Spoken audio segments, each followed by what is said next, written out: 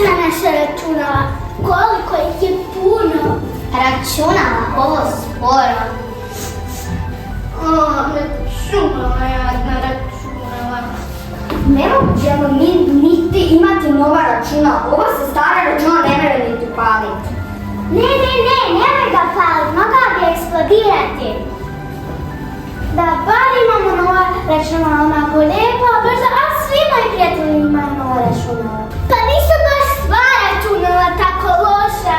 Jesu, ništa ne možemo raditi na njima. Kada bi bar imali nova računala. Nova računala ne zvuči to malo strašno. Mi se ne znamo koristiti novim računalama. Mi nismo ni stvoreni za nova računala. Pa ja definitivno nisam stvorena niti za stara računala. Ne želim vas prekidati, ali palim vam sram. Sram!